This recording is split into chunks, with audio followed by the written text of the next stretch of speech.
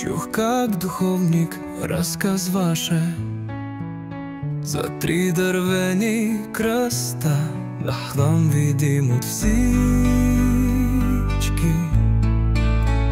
2 грешници отстрани не можеха да се спасят дори и да опитат. И си помислих, това съм аз. Бил съм онзи отляво, пълен с вина и съжаления, отдавна по грешния път на живота. Бил съм онзи отдясно, винаги търсещ битка. Мислех, че никога няма да бъда помилван. Стоя тук днес, облян от благодатът, защото знам кой плати цената ми. Слава на Бога за мъжа на средния кръст. Стоя тук днес, облян от благодат, защото знам кой плати цената ми. Слава на Бога за мъжа на средния кръст.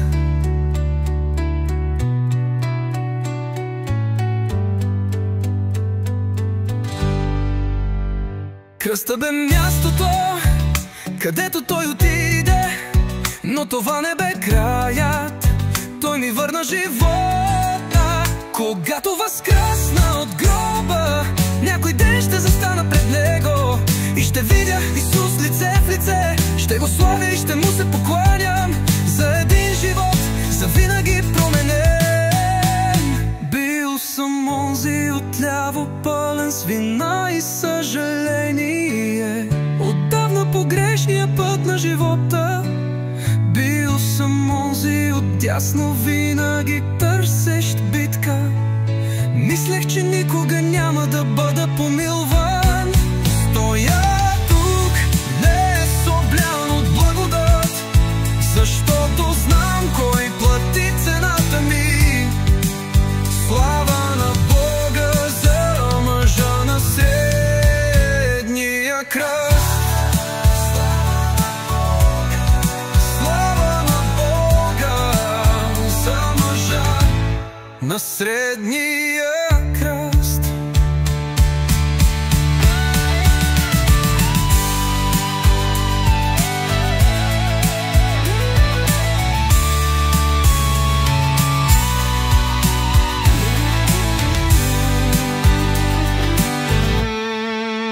Кръста бе мястото, където той отиде, но това не бе краят.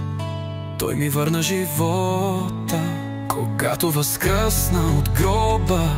Някой ден ще застана пред него и ще видя Исус лице в лице. Ще го славя и ще му се покланям за един живот, за винаги променен.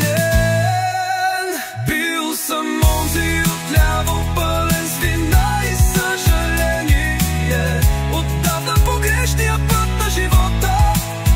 Бил съм онзи отдясно, винаги търсещ битка. Мислех, че никога няма да бъда помилван. Стоя тук днес, облян от благодат, защото знам кой плати цената ми.